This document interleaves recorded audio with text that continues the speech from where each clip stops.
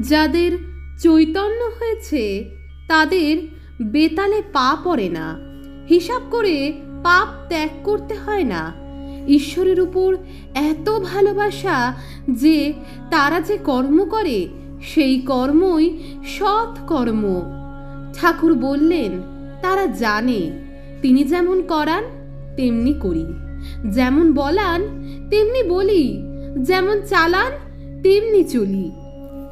জীবনে এত ক্লেশ, এত দুঃখ, এত মনোকষ্ট, সব কিছু থেকে নিস্তারের একমাত্র পথই হলো মুক্তি।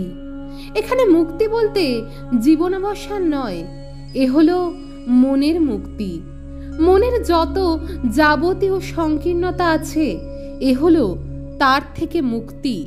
এ হলো ষড়রিপু যথা কাম, ক্রোধ, লোভ, মোহ, মদ, মাৎসর্য থেকে মুক্তি। এই মুক্তি ঘটলেই আমরা ঐশ্বরত্ব লাভ করি, আর তখনই আমাদের যাবতীয় দুঃখের অবসান ঘটে, আমরা সর্বাধিক সুখ লাভ করি। ঠাকুর প্রথমেই বললেন কামিনী কাঞ্চনই আমাদেরকে এক মায়াজালে আবদ্ধ করে থাকে, যার জন্যই এত দুঃখ, এত হতাশা, আর কামিনী কাঞ্চন ত্যাগেই মুক্তি। ঠাকুর বললেন সংসারে দুঃখ কেন? এ সংসার তার লীলা, খেলার মতো। দুঃখ পাপ এসব গেলে লীলা চলে না। চোর চোর খেলায় বুড়িকে ছুঁতে হয়, খেলার গোড়াতেই বুড়ি ছুলে বুড়ি সন্তুষ্ট হয় না। ঈশ্বরের ইচ্ছা যে খেলা খানিকক্ষণ চলে, এরপর ঘুড়ির লক্ষ্যে দুটো একটা কাটে, শেষে দাও মা হাত চাপড়ি বলে ভো কাটা। ঠাকুর বলতে চাইলেন অদ্বৈত ভাব শেষকালের কথা, উহা বাক্য মনের অতীত, উপলব্ধির বিষয়। ঠাকুর বললেন জ্ঞান বুদ্ধি সহায়ে বিশিষ্টা দ্বৈত পর্যন্ত বলা ও বোঝা যায়। তখন নিত্য যেমন নিত্য, লীলাও তেমনি নিত্য। চিন্তায় ধাম, চিন্তায় শ্যাম। আমাদের জীবনে কখন আনন্দ আসবে, কখন দুঃখ, এসবই ঈশ্বরের ইচ্ছা। ঈশ্বরের ইচ্ছেতেই ভালো হয়, আবার ঈশ্বরের ইচ্ছেতেই খারাপ হয়। তাই জীবনে কি ঘটবে না ঘটবে সেসব কিছু ভাবনার দায় ঈশ্বরেরই, আমরা তো নিমিত্ত মাত্র। যারা নির্বাণ প্রার্থনা করে তারা হীন বুদ্ধি, কেবল ভয়ে ভয়ে সারা। পাকা খেলোয়াড় মার পেলে ঘুঁটি কাঁচিয়ে দেয়, তাদের ঘুঁটি অর্থাৎ পাশা হাতের বশ, যেমন বলে তেমনি পড়ে। সুতরাং ভয় নাই, নির্ভয় খেলে। যে খেলে মা তাকে ভালোবাসে, যে নির্বাণ চায়, খেলা ভেঙে দিতে চায়, মা তার উপর খুশি নয়। ঠাকুর বললেন যতক্ষণ অহং থাকে ততক্ষণ ব্রহ্মজ্ঞান হয় না। ব্রহ্মজ্ঞান হলে, ঈশ্বর দর্শন হলে অহং নিজের বশে আসে। তা না হলে অহংকে বশ করা যায় না। নিজের ছায়াকে বশ করা শক্ত, তবে সূর্য মাথার উপর এলে ছায়া আধ হাতের মধ্যে থাকে। কি সুন্দর ব্যাখ্যা দিলেন তিনি। অহংকার পতনের মূল। অহংকারে মানুষ অন্ধ হয়ে যায়। অহংকার মানুষকে এমন এক মায়ায় আবদ্ধ করে যেখানে সে নিজেকে ছাড়া আর কিছু বোঝে না, নিজেকেই সর্বশ্রেষ্ঠ ভাবতে থাকে। কেউ তাকে দুটো কটু কথা শোনালে সেটাকে সে সহজে মেনে নিতে পারে না। মনকে বৃথায় সে ক্রোধান্বিত করতে থাকে, মনের নিয়ন্ত্রণ হারিয়ে যায়। অহংকার বা মদ ষড়রিপুরই একটি রিপু, যাকে ত্যাগ না করলে মনকে নিয়ন্ত্রণ করাও সম্ভব হয় না।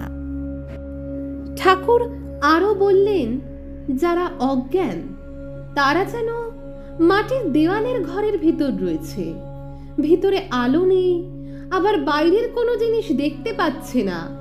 জ্ঞান হলে পরে যে সংসারে থাকে সে যেন কাচের ভেতর আছে, ভেতরে আলো বাইরে আলো, ভেতরের জিনিস দেখতে পায়, বাইরের জিনিসও দেখতে পায়।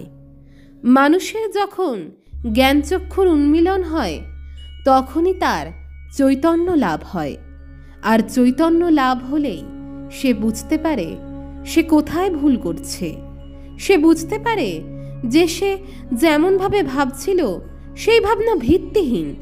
চৈতন্য লাভেই মনের সব জট আস্তে আস্তে খুলে যায়। যতক্ষণ দেহ বুদ্ধি ততক্ষণই সুখ দুঃখ, জন্ম মৃত্যু, রোগ শোক দেহেরই এইসব, আমার নয়, আত্মজ্ঞান নয়। আত্মজ্ঞান হলে এসব স্বপ্নবৎ বোধ হয়। মুক্ত হব কবে? আমি যাবে যবে। আমিত্বই আমাদের সবচেয়ে বড় শত্রু। এই আমিত্বই অহংকার তৈরি করে। পৃথিবীতে সবার সাথেই ভালো খারাপ সব ধরনের ঘটনা ঘটে, কিন্তু অন্যের সাথে যখন খারাপ কিছু হয় সেটা নিয়ে আমরা ভাবি না। কিন্তু আমাদের নিজেদের সাথে যখন খারাপ কিছু হয় তখনই আমরা বারংবার ভাবতে থাকি, কেন আমার সাথেই এটা হলো, কেন আমায় এটা বলল, কেন আমায় কেউ ভালোবাসে না। আসলে বাস্তবটা হলো, যা কিছু আমার সাথে হয় তা সবার সাথেই হয়। নিজেকে নিয়ে অতিরিক্ত ভাবার জন্যই এমনটা মনে হয়। এই আমিত্ব ঘুচলেই মনের মুক্তি ঘটে। সংসার ও মুক্তি দুই ঈশ্বরের ইচ্ছা। ঠাকুর বললেন তিনি সংসারের অজ্ঞান করে রেখেছেন, আবার তিনি ইচ্ছে করে যখন ডাকবেন তখন মুক্তি হবে। যখন তিনি মুক্তি দেবেন তখন তিনি সাধু সঙ্গ করিয়ে লন। ঠাকুর আরো বললেন, আবার তাকে পাওয়ার জন্য ব্যাকুলতা করে দেন। কর্ম গেলে কেরানির যেমন ব্যাকুলতা হয়, ব্যাকুলতা হলে ছটফট করে কিসে ঈশ্বরকে পাবে।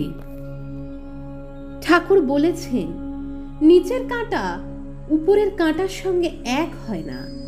নিচের কাঁটাটি মন, উপরের কাঁটাটি ঈশ্বর। নিচের কাঁটাটি উপরের কাঁটার সঙ্গে এক হওয়ার নাম যোগ। ক্ষণকাল তার সঙ্গে যোগ হলেই মুক্তি। সকলের উদ্দেশ্যে শুভ কামনা করে শেষ করতে চলেছি আজকের ভিডিও। এরকমই গুরুত্বপূর্ণ আপলোডস পেতে সাবস্ক্রাইব করুন আমাদের চ্যানেল জীবন জয়ের মন্ত্র। দেখা হচ্ছে পরবর্তী নেক্সট ভিডিওতে। সকলে ভালো থাকবেন, সুস্থ থাকবেন। জয় ঠাকুর শ্রী শ্রী রামকৃষ্ণ।